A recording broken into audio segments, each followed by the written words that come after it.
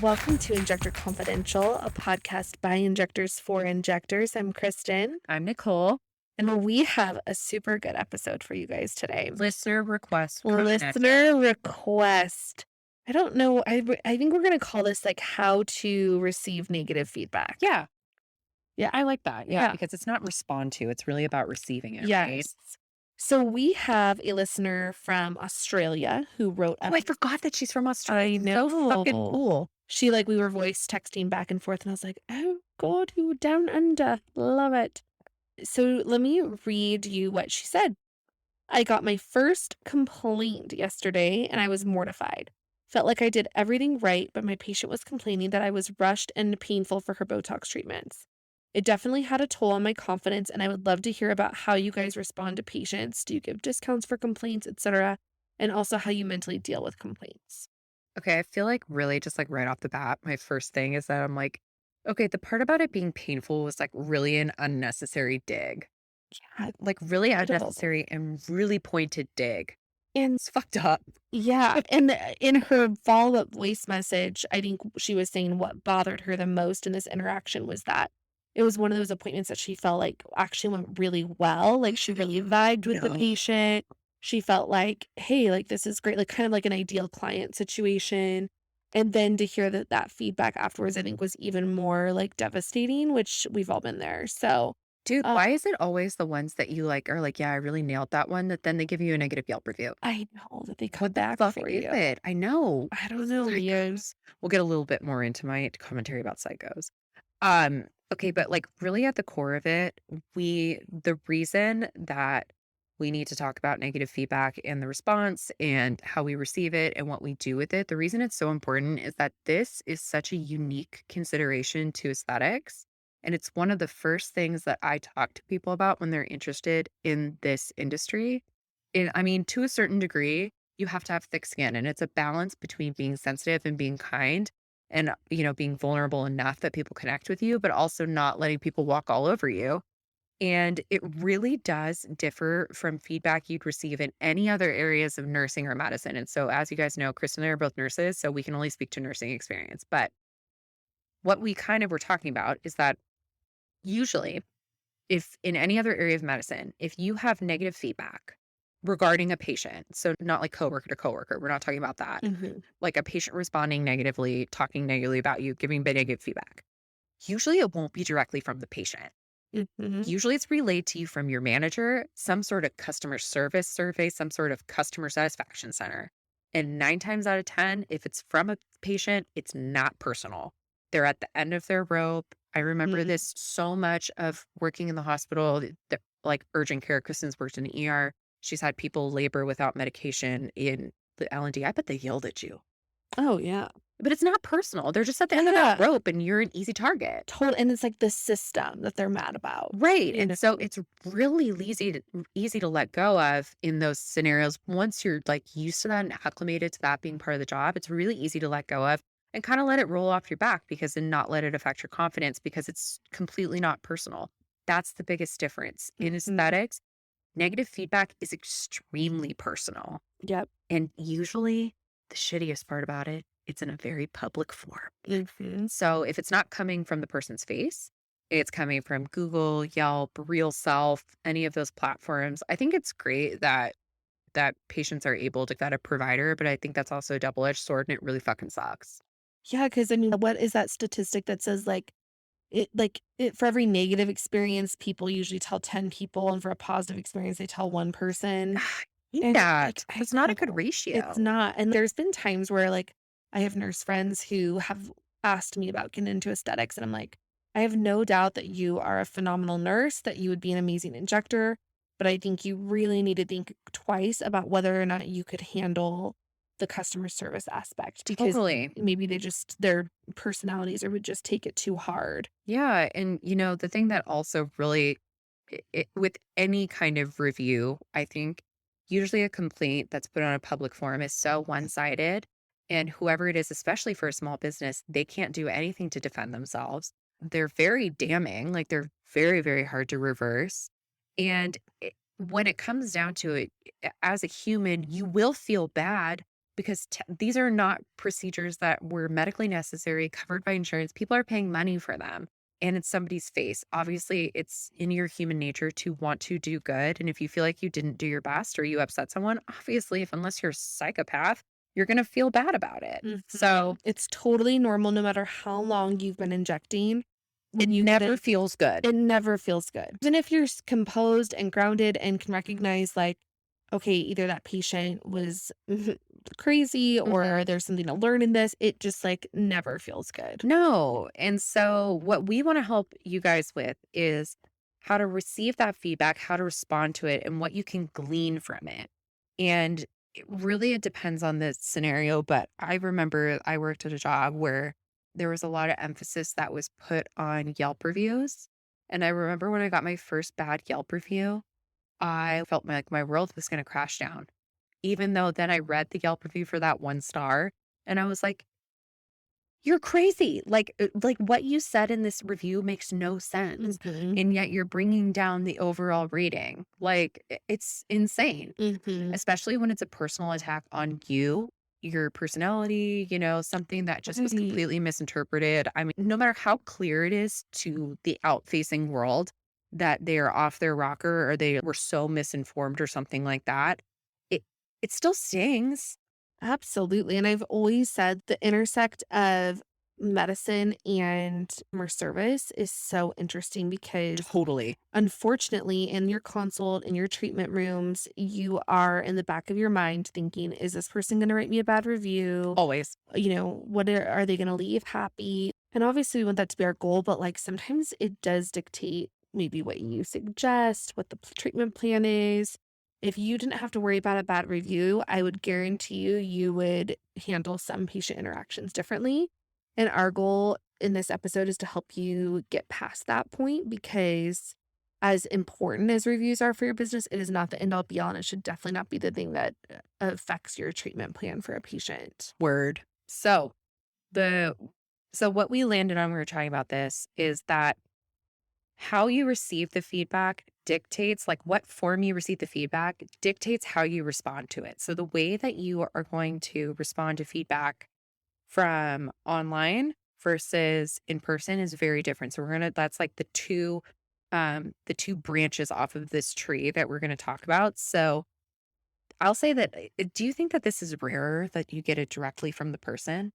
To be honest, I have never gotten a bad review, I've only gotten one, and the person was so clearly but off their fucking rocker. but I've gotten plenty of negative feedback in person. Me too, and honestly, I prefer that. Oh, absolutely, because then it gives me a chance to learn from it, Yeah, to grow as an injector interpersonally, and it's only a matter of time until I get a bad review. yeah, I'm just waiting for it. you're an angel. You can No, do no wrong. no, it's going to happen. I'm sure it will happen right after this episode, No. actually. Yeah, I'm gonna write you a scathing review just to teach you. Just kidding, I would That's never do great. that to you. You guys know I'm obsessed with Kristen. So, my thing that I have learned from previous employers is that if you have a patient that is upset, and even if they never come back to your practice, you should still leave the interaction as positive as possible. Totally. Now, the caveat with that is obviously we do know that there are patients who are just unreasonable, belligerent, crazy. And in another episode, I'd like to dissect different red flags that can help you avoid the treatment process with a patient like that to start with, because I think that's a huge component of this. But let's say that you already treated the patient and they're unhappy. How do you handle that? So, my first thing is active listening. I think that a lot of times patients come in, and while we assume that they want a refund, we assume that they might write us a bad review, sometimes they truly can just be like confused on what the treatment plan is. Sometimes they're actually ready to spend more money if you just kind of Isn't guide them that in the right weird? way. I know. Sometimes they like maybe had a comment made by a friend or something that's like off. So It's the always a dude. I'm always, just saying, it's always a always. dude. Yeah, that's funny. I find that patients get upset that their girlfriends don't say something, Yep. and that they get upset that their husbands or partners do say something. Yep. And so I think that really sitting down there and talking to your patient with no preconceived idea of why they're coming in other than, that you need to handle the situation tenderly is really important. So these are my steps for active listening. First, posture. Make sure that you are like eye level, whether that's most of the time it's going to be sitting down. Make sure that your body language is open. So that means don't cross your arms and legs. Really just look like you're in a non defensive posture, one that's showing that you're ready to receive what they have to say. And then the next step is to empathize. So a lot of times patients will come in, they'll have a whole list of my lip is swollen and this part's bigger and this part has a lump and they'll kind of go off and on and on. So my response is, "Oh man, yeah, getting a bruise, like yeah, I totally get that that would be embarrassing when you go back to work. I'm so sorry that you had that experience." So I empathize with them. The next thing that I do is once they've rattled off their whole list of things that they're unhappy about, then I recap it for them. So I'll say, okay, so what I'm hearing you say is that you are embarrassed that you bruised and that you feel like you have a lump on one side. And you just try to boil it down. And a lot of times, a couple things will happen. One, they can either listen to you and know that you heard them correctly and they feel confident moving forward, or they have the opportunity to correct anything that you misheard. The other thing that I feel like it does is it puts into perspective if they come in real hot and you repeat back to them maybe the key points of why they're upset, usually they're not that big of a deal. And when when they hear it like spoken back to them, I find that even just that kind of helps diffuse the situation. Mhm. And then from there, I give them a treatment plan. So I'll say, okay, so here are your options. We can dissolve this part of your lip, or we can wait and see. Or if it's Botox, like, okay, we can totally add some more Botox here. We'll know from now on that you just need a little bit more. But I put the treatment plan back in their hands and I empowered them to make a decision with me. So I'm not just in the room telling them what they need to do. Because a lot of times for patients, this is a control or loss of control issue. And so I will put it back in their hands to say, okay, so here are the things that we could do today. I can add some extra Botox. I can, dissolve a little bit of that lip filler, or we can choose to wait, see if that Botox kicks in a little bit more, see if the swelling goes down. Here, in my expert opinion, here's what I've seen. How are you feeling about either option? And then I let them just help decide with me. And Kind of like usually, a toddler. 100%. When they're pot, you give them options, 2 Give 'em options, 2 choices. and if you don't make a choice, then I make a choice. Exactly, and sometimes they need you to make that choice, but I would find 9 times out of 10 in the in-person interaction when I go through this. We're also gonna touch on another thing that I do using the apology languages, which I don't know if you've heard of love languages. There's 5 love languages, and basically the idea is that while everyone gives and receives love in multiple ways, there's usually 1 or 2 ways that you can receive it the most or where you feel it the most, and same with an apology. And so I highly recommend looking it up. We'll put that in the show notes, but the book is called 5 Apology Languages by Gary Chapman, and I intersperse those into my conversation with the usually in the empathy step, I will integrate that. It's a lot easier if it's a text conversation, but because the idea is I don't know what my patient's apology language is, but if I touch on each one, even just briefly, usually we can walk away from that interaction and they, at the very least, feel like the relationship is repaired. And the chance of them writing me a bad review has greatly decreased. So those are my big tips for in person. Nicole has a few of her own, but that's actually a big part of what my talk was on at the aesthetic show. But It was so uh, good. I got the preview version. I felt so more important. But honestly, we were talking about active listening, and the thing that I like about active listening is that it also, by giving the mic metaphorically to them to voice all their concerns, it gives you a chance also to cool off yep. and really go from like what I like to call lizard brain, which is like the reactionary, like, you know, you're like a monster. It's kind of like when you stub your toe and you don't know what came out of your mouth. You Mhm. just stubbed your toe and it hurt. So it takes you away from the very primitive lizard brain and back into, your grounded self, one where you can actually, once I hear the person out, then, and I'm cooled off because I'm human. I get heated too. Sometimes people say things that offend me. Then I can usually be in a place that I can genuinely thank the person for their feedback. And that's not only validating them, but it also, I mean, usually it surprises people when you say, "Thank you so much for coming in," or like telling me how you felt. Like that must have been really tough. I want to just let you know I really appreciate it. Of course, if that doesn't feel genuine to you, don't do it because people can sense if it's fake. But usually 9 times out of 10, I feel like it is genuine from me. And, that also but the way I do recommend reading that book because the way that that is done, really, you have to tailor it to the person. So then you still are in control, but you're also validating and recognizing that person's experience. I think that's a really great point, Nicole. Like, just because they are upset and we feel like now the power dynamic has shifted to where they're in control, that is not the case. No. You are still in control of this appointment. Yeah, you're still the expert. Mhm. Yeah, and that's like if you need to remind yourself that when they're going off and they're saying all the reasons why they're upset, you can just remind yourself that, like, I am the expert here. Like, this is my office. I am the expert. You can empower yourself to say that. I think that that's totally fine. And I've done that for myself before too. And most of the time, I feel like the combo of those things you're able to, like Kristen said, settle on a treatment plan that everybody feels comfortable with. Sometimes they're willing to spend more money. They're like, well, my under eyes still don't look great. Well, remember we treated your chin, not your cheeks. Oh, okay, that makes so much sense. You know what I mean? Mhm. Or I got crow's feet and like my under eyes look more hollow.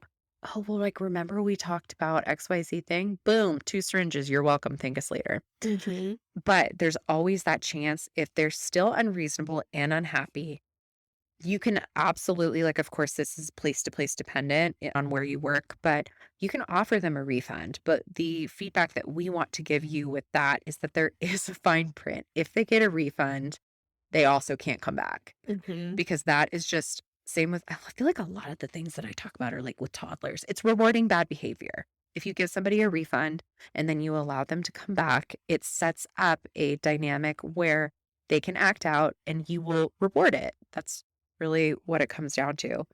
And what I've figured out over the years, I'll tell you. So, over the years, I had that client that wrote me the bad Yelp review. She said that she got a syringe of lip filler and she said it was a waste of $600. Like, yes, Nicole was professional, but she watered down the product and now my lips look exactly the same. Yeah, she's nice, but like nice isn't enough to have counterfeit products. Something just like off her rocker. Oh my Clearly, gosh. us as injectors, we know that the swelling probably went down and she forgot what her lips looked like to start. And I offered to reach out to that client, but my boss had said, "Oh, it's fine. I'll reach out to her." My boss brought her back in, heard out her concerns, and said, "I'll redo them for you if you take the review down." Patient says, "Okay," leaves, didn't take the review down. So, if you, at that point, that's on you. So, it may seem a little bit callous and rude, but you have to have a contract that if they accept a refund, it relinquishes their right to write a public review. And that's just part of it's completely legal. Lots of med spas and lots of practices do it, and it's just what's fair. You're offering to ameliorate what they're upset about, so therefore they will take down their review or they cannot negatively comment, and then you have a legally binding document. Trust me, always get it in writing. Always get it in Mhm. writing. It feels uncomfortable, but, like, honestly, if they're not willing to do that, then just fire them. They Absolutely. were gonna be problematic later on anyways if they're not Yeah, problematic now. whatever amount that they were gonna spend is It's not not worth worth it. it. No, that is one of the things that we learn very quickly in this world is when it's worth it, when it's not. Mhm. Then another prong of along that goes along with like if you see it online is if that person texts you. So I would say if people are upset or any of that or they're just confused or need clarification, I just request that they come in, and I know Kristen does the same thing. Mhm. I set up a complimentary follow-up appointment, say, "Thank you so much for reaching out. Let's set you up for a follow-up." Never try to dig into it over text because things always get misinterpreted. Mhm. Yeah, I would say the only exception to that, like, I had a patient that was upset a few weeks ago. I had just seen her in the office. Like, I saw her, treated her. She came in for a follow-up because she was upset that she didn't like how her Botox looked. And so then she was, like, trying to talk to me on text. I think she actually came in for 2 she did, she came in for 2 follow-ups. So I She came gave in her for 2? yes, over Botox, which is Oh, I it was a remember whole this thing, girl. yeah. And so I had already seen her in the office 2 times, and then at this point, she was still, like, going off on me on text. And so at that point, I was like, "No, I'm in charge of this conversation." I told her, "The conversation will now be about either you getting a refund or me giving you a referral to someone else. I no longer would like to discuss, What that did you're she unhappy." choose? She said she wanted a refund, and I was like, "Okay." It was a Friday, and I was like, "Okay, my assistant will reach out to you by Monday." to get that squared away, and then literally 20 minutes later, she was like, "I'm sorry, I was just upset. I don't want Jeez. a refund," but it'll be interesting. I'm curious, like, in another couple months if she'll try to book again because I already blocked her on my Acuity because Oh, and yeah. then she was a referral from one of the girls in my Sola, and I was like, in HIPAA compliant terms, just kind of asking, "Oh, so, how's your interaction been with her?" And she's like, "Oh my gosh, she's crazy." It's like, "Why'd you send her to me?" Dude, I have some people like not all business is good business or necessary business. Yeah. I have really well-meaning clients that are amazing and they send me people who just suck. Yeah, and we're talking about this patient was, like, going crazy over $300 worth of Botox, Oh and my God, guys, and like we're not I saw the text. She it was losing her absolute mind. and Total not to, temper like, tantrum. be, like, biased, but, like, she genuinely did look better. And so 100%. I just told her, I was like, "I don't think I'm the right injector for you. I couldn't get you the result that you were hoping for. I'm so sorry." I had reached out to a local injector friend of mine was and told her the situation, and she was like, "I'll totally see her if she wants a referral." And so I was like, "I have someone I can refer you to that I hope would be a better fit. If you'd like a refund, please let me know." And then she would go off again, like, "You're trying to water down your Botox, and You're trying to you get told rid of me. yeah, you told me I should get surgery and then I should get more Botox. You don't make any sense." So then I just like redirect again. At this time, I'd like to keep the conversation only about whether or not you'd like a refund and whether or not you'd like a referral. And then she said refund, and then she changed her mind, and I haven't heard from her since. That's such a unique situation, but it happens. It happens, and it's all about honestly, like, I think that sometimes people, like, are wanting a reaction from us, and it pisses them off more when we don't react. Totally. So in that situation, I felt comfortable like going back and forth on text because Having the care plan in place. and exactly, and I'd already seen her in office twice. Mhm. Had I not seen her, I absolutely the first thing I would have done would have been like, "You need to come in and see me this week." Yeah, oh, totally, and I mean, the other thing too is, of course, there's always times when you're not gonna be able to get that person in, or you can't see them, or they're out of towner, or whatever. Then your next line of defense is talking on the phone, but if you have not seen that person in person, and you haven't set up a treatment plan, like, you need to talk to that person so they can hear the inflections in your voice. I have a friend, and she sends voice memos, like, almost exclusively, instead of texting because then she's like, "It's just so much more important for people to hear the inflection in your voice and things you're Mhm. putting an emphasis on." And I was like, "Yeah, I actually really love that. It's a little quirk about her, and I really love it, and I think that it's really considerate." But I think that also goes for clients too. It's just, a phone call goes a long way. Phone calls, I will say there are some people who are phone phobic, but I would much rather just have somebody call me and let's chat it out. And it's way more efficient than texting, let me tell you. Save your thumbs. Oh, absolutely. Yeah. And then, of course, there's what happens a lot of the times is you see it online. So if you see that negative review online, obviously there's going to be that sinking feeling in your stomach, the pit. You probably will want to cry. Go ahead and cry. Let it out, sweetie. It blows. Doesn't matter how long you've been doing this, it Mhm. fucking blows. So there is a certain type of person that will give a negative review for a small business. Just keep that in mind and think about what that kind of person is. Usually it's not people like you and me, and they're usually not rational or willing to work with you towards a solution. No matter what solution you try to offer them, they probably will not take it. And so just keep that in mind, not as a way of being like separating yourself from situations saying, oh, screw them, but kind of in rationalizing in your brain about like, who would do this? Why would somebody do this? Well, there are people in this world that are just mean and will do that. Mhm. And that's their way of dealing with it. Usually it has nothing to do with your service. It has everything to do with something else going on in that person's life. Absolutely. And the problem is like with that context of somebody who's maybe not really rational or willing to work with you, there's not going to be, if you bring them in person, there may not be a ton that you can get out of it. There's not also probably going to be a ton of it that you can get out of with a face to face consult. Of course, as we can see, sometimes people just leave negative reviews because they want another free service. And I truly think that's why the Mhm. girl that wrote me a negative review, I think she just wanted another syringe of filler and didn't want to pay $700 for it. Totally. And guess what? That behavior got rewarded. So just kind of weigh the pros and cons in your brain. But with some out of this world, like, for example, the listener saying her treatment was like painful, rushed. I personally like, I think that you should respond to that and respond to that person and reach out to them, especially if their name is on the review. Have your customer service. You can have even have your manager, but I feel like it's better if the injector reaches out and call that person. And guess what? Usually it jerks the person. They're like, oh my Mhm. God, they're actually calling me and they got a response. And typically they're very apologetic and like very kind on the phone and they aren't crazy. It's just when people get in front of a computer or in front of their phone and they just go ham.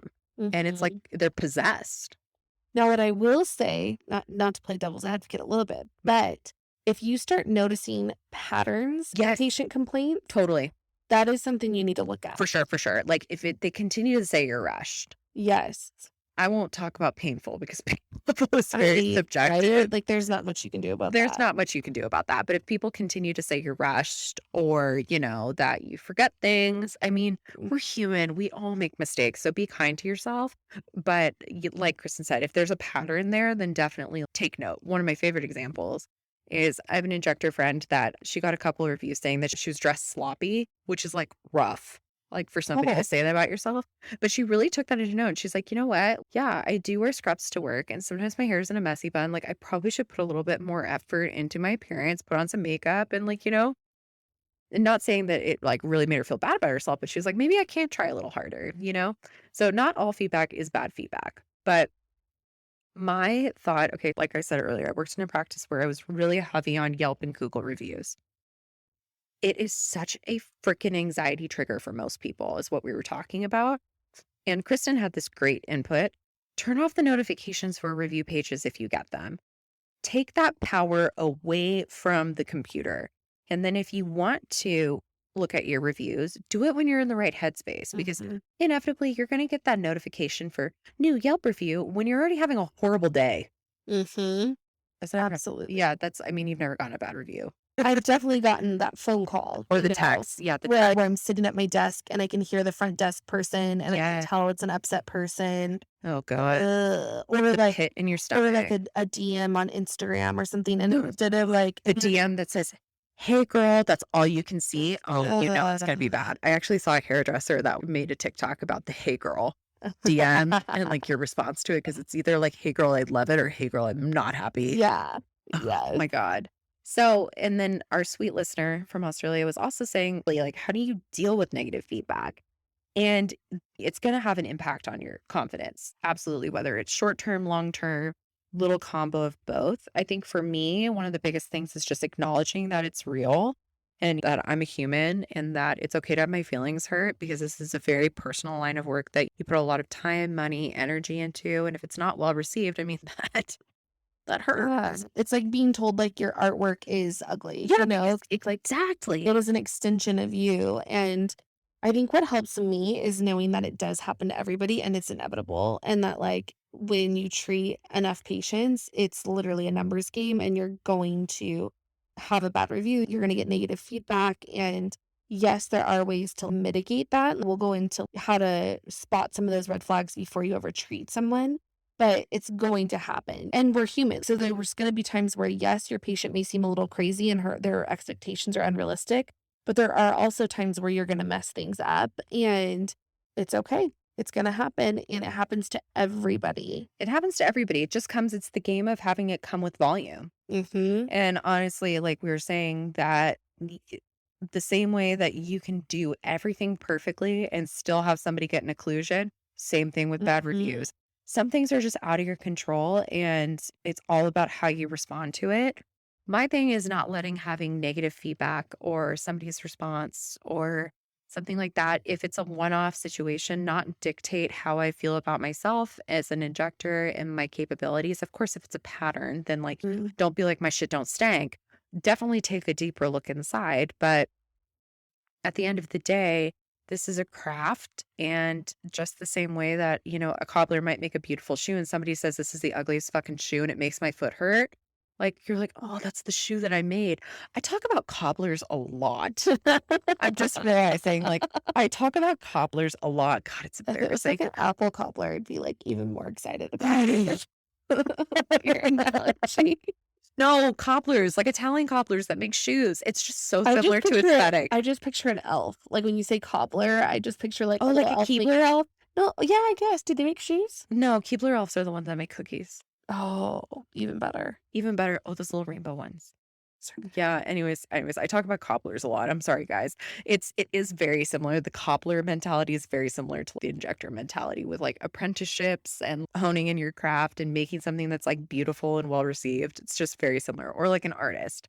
But the other part of it too is that not everybody's gonna like you. And I know that people say that it's fine, you're not everybody's cup of tea, but you're someone's shot of whiskey. Like it really is it really is true, and I'm sure that there are people that I offend on this podcast in life. I'm sure that my personality is off-putting, but you know what? That's my personality, and it's not for everybody, and really, if it's truly distressing, and I'm not saying that's a bad thing, but if it is a truly distressing thing when people do not like you or you get negative feedback and it's constant and pervasive, then therapy is a great place to really unpack why that is so painful for you and how you can move past it. And usually it has something to do with a part of you being a people pleaser. Mhm. And I will say there's nothing wrong with being a people pleaser, but I think that it's just all about not having it be your entire personality. Because I will be honest, people pleasers get chewed up, spit out, and eaten alive in this industry. And it's usually they're really well meaning people and they just get eaten alive by bad clients. Totally, totally, and I think the piece of advice that I give people is like, okay, if you can't or you're not in your mind ready to start therapy, then at least start noticing patterns. Like, if you're angry or you feel like, hey, why did, this patient chose to go somewhere else? That makes me feel a certain way. Just start noticing patterns. And usually you can start to link that to earlier in your life and just start noticing and start to try to make some correlations. But yeah, obviously we're huge fans of therapy and Yeah. I think And, that's you know, important. and obviously we'll pimp out Amy all day long. Fucking love her, my She's sweet the angel Amy. best. But really, for me, knowing that not everybody will like you is somewhat of a boundary. It makes Yeah, me feel safe and it makes me feel okay. And it took me a really, really long time to get there to just really be authentic and be myself and realize that, the client that goes and sees Kristen is not the same client that goes and sees me. It's not the same client that goes and sees you. And honestly, we've talked about in past episodes, it's better to have people not like you and go elsewhere. It's okay to repel clients. Honestly, it's a better yep. thing because it really gets you to that niche clientele that's your ideal clientele. And if you're molding yourself to everybody's wishes, you're really not attracting exactly the person that you want. And this also goes back to with the whole negative feedback thing. I find that one of the best ways to prevent negative feedback is doing a really thorough consultation Mhm. and answering all the questions and, sitting and looking in the mirror with the person and educating. That's one of our past episodes because it all comes back to prevention. Yep. That's one of the things that I love so much about being a nurse practitioner is that our education is based on prevention-based medicine. And I really like translating that over to aesthetics because there is so much about educating that and getting to know somebody and doing a thorough consultation and not just going guns a-blazing straight for the injections and straight for the money that helps prevent a lot of other shit downstream. So, Kristen, what do you do if you notice some red flags beforehand Oh my in the gosh. consultation? How do you handle that? What would like say I'm a absolute wacko client. I want you to freeze my face for with 10 units. My last injector did it and she charged $6 a unit. Okay. My budget's $60. So in that example, what I would say is I'm so glad that you had that result with someone. Fucking love you. That's it. Like, I'm so glad you had that experience. In my practice, what I see work for patients and what I guarantee is that your Botox, will last you around 3 months. And that, in my expert opinion, that 50 units is really what it's going to take to have to get you there. And as much as I would love to guarantee that you're not going to bruise, because that's another one I hear a lot, that's our body's way of healing. And so I really, truly can't guarantee you that. How do you feel about what I'm saying? And if they're like, "Oh, okay, well, I trust you. You came recommended. Like, that seems reasonable." Then I'll usually go for it. I'll usually like, No, I'm taking a risk, but assume it's okay." If it's someone that genuinely I'm like, okay, this is not working, I'll say, today was a consult. I'm not going to treat you today because I want you to go home and think about what we've talked about That's a today. good one. So I'll give space and time Love because a that. lot of times these patients that end up being your biggest issues are the ones that like on a whim decide to get treated. And so if you give them time, they'll go find another injector.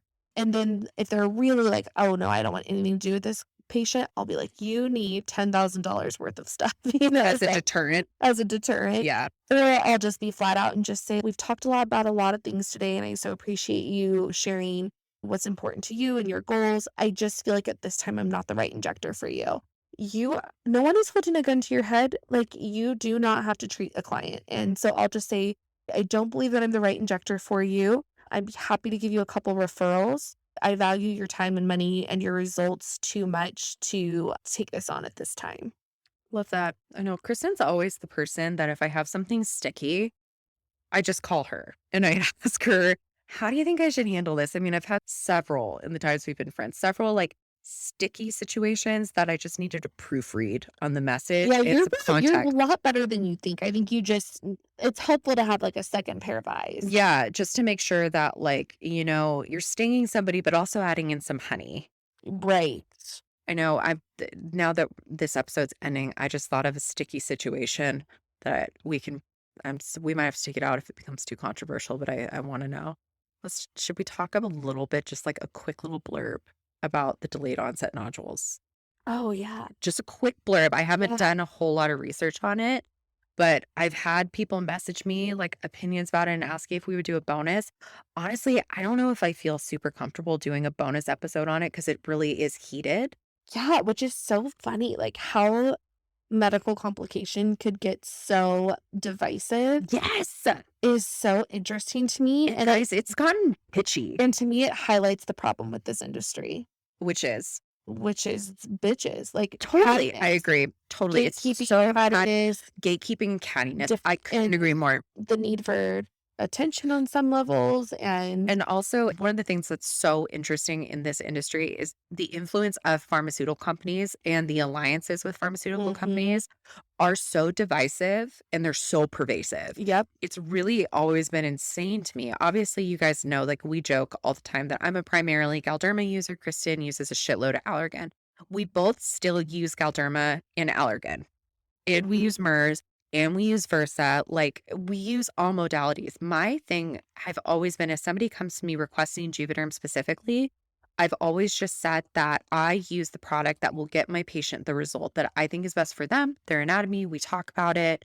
We'll do a bonus episode or episode at some point about pricing. But for myself, I price for the result. I price for the service. I don't price for the syringe. Mhm. So I don't different brands, everything's priced the same. A cheek filler is a cheek filler, a lip filler is a lip filler, like a syringe is a syringe, lip filler is a certain amount, cheek filler is a certain amount. Yep. So it's just so interesting to me how an entire brand has been demonized and really like it seems sort of witch hunty to me Yeah. for a bunch of people that are, I think the only person that can really speak and have an opinion is the person that's being affected by this horrible complication that nearly killed them. But that's where I, like, struggled, and maybe this will get too controversial, but, I mean, obviously, that person has every right well, I don't know legally if they do or not, but, like, they do have I every always right. wondered about the legal. I was like, is But I've this noticed slander? they've started, I like was like, is this slander? I have noticed that they've started, like, crossing out, like, Vicross.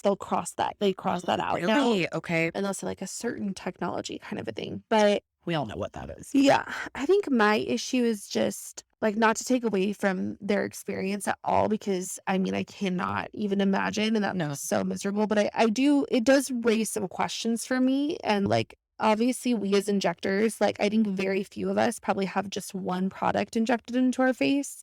I think it's pretty safe to say we have multiple syringes of filler and I over have a the whole years. buffet in there. Yeah, so I think my question is, like, I would just be interested to know, like, do we know for sure that it's these particular products, especially when there's stronger product alliances, like I Mhm. know like Versa and that kind of thing. And then my other question, and this I just don't know enough about to even speak on, but my question is I have seen late onset nodules happen for patients who get like viral infections. It's happened to me personally. Yeah. But the virus originated first. And then the secondary symptom was that my filler swelled. I've seen patients get nodules. And that while Vicross, I do think has its, and this is coming from someone who loves Allergan, I think does have its set of issues, and one being that it is extremely hard to dissolve. But the way it's kind of being presented is almost more like the filler caused the Yeah. life-threatening issue. And again, I don't know enough to like say one way or the other, but it is the things that I have questions about. To me, it's kind of like somebody saying, this one donut I ate gave me diabetes. Right. No, it's like a whole gamut of things. And I can't invalidate your experience as a diabetic because I'm not diabetic, but I know rationally it's a combination of a perfect storm, right? Mhm. And so that's what I've kind of been leading with. And I've actually had a couple of like very well educated clients ask me about it. And I mean, I love Voluma. I'll continue to use Voluma. Like I probably always will because at the end of the day, there's not much technology that's stronger than Vicross for the right Mhm. person. And when this all went down, I was laughing because I texted Kristen and I was like, the 8 syringes of Voluma in my face looking at me like, I was like, am I going to blow up next? Like, On the flip side, it's made already we're in a place of like not wanting to use Volbella under the eye. yeah. And, I really don't use Velour in the lips anymore. And Oh, really? I honestly never really have. I've never been like Is it hard to super dissolve? hard to dissolve. Like, Migrates? I mean, I've had Shit. nodules from Velour on my You lip. have velour? hmm I didn't know that. And so, Interesting. but, but I love Juvederm. I love Ultra. I I know. know. And I've been loving Ultra Plus lately. Yeah, Ultra Plus is good. I like an Ultra Plus in the chin as well. Yeah, but So it's it's always tricky. good. Everybody, and I saw this really spicy post. I sent it to Kristen and it was like, the only people defending Allergan products are Allergan trainers. I was like, this is bullshit. Yeah, and the amount of hate that he's gotten, I don't think It's it's so like unfair. it is not cool. And For like somebody, it does invalidate his experience. totally. And the accusations and the questions. I I always struggle with like where do you stand up for yourself and where do you like maybe realize that drama is getting instigated. I think that's a personal decision, but I think Mhm. this industry is just it's vicious, man. It's vicious, and I will say it was very brave to put that on a public stage. Yeah, for sure. Very brave. I'm not sure if I would have. It's funny. I had COVID like 3 weeks ago. Yeah, 3 weeks ago I had COVID. Finally got me, guys. That's my first time having it. Honestly, fucking embarrassing. Now that I'm thinking about it, like Me too. COVID is so embarrassing. it's so embarrassing. Like, God, you got it now. I wasn't sick at all. I've definitely been sicker in my life. My lip filler swelled a little bit, and I was like, "Ooh, it looks kind of good." I was like, maybe I need a little bit more. In my fever dream, I was thinking about hair loss, and so I did order Nutrafol, which is like Yeah. $80 a bottle. But what I will say about it, guys, is it's so chic. It's in like an amber heavy bottle. Yes. So stay tuned on that. But I just wanted to give a little soundbite because enough people have asked me about my opinion with the delayed onset nodules. And I'll continue to use the product that's right for my patient and just educate them about Exactly. stuff that can happen. And I think that the biggest takeaway is that these are not willy-nilly products that don't come without risks, right? Right. It's a medication. Shit can happen the same way that, you can get breast implants and then they can, It helps their contraction. yeah, later on, Yep. I don't know. Do breast implants rupture anymore? Yeah, they can. For Can sure. the gummies rupture? Yeah, I've seen a rupture. They can? What comes out?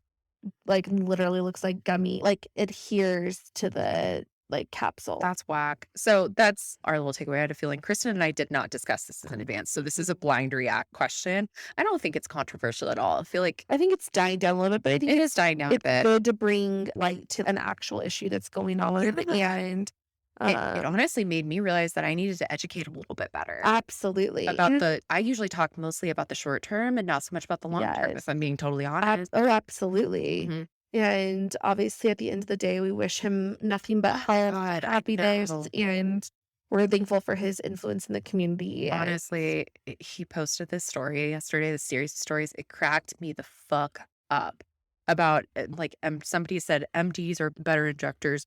You guys cause such high I saw that. absolutely hysterical. And he was like, oh, You want to talk about you want to talk about complications. Okay. So MDs attend a 4-hour course and you've got a gynecologist now saying, "Well, I'm checking out your lips downstairs. Why don't we check out those upstairs?" So absolutely hysterical. I mean, there's truth to that too. But yeah, so he's received a significant amount of negative feedback and I think handled it really well. So we can all take a little bit of inspo from him. But yeah, so don't believe everything you read. Mm-hmm. And that's our Do your little own hot take. research. Do your own research, but not so much that it's just confirming your bias. That's right. Yes. Okay. Love you guys and send us your sticky situation so we can talk about them.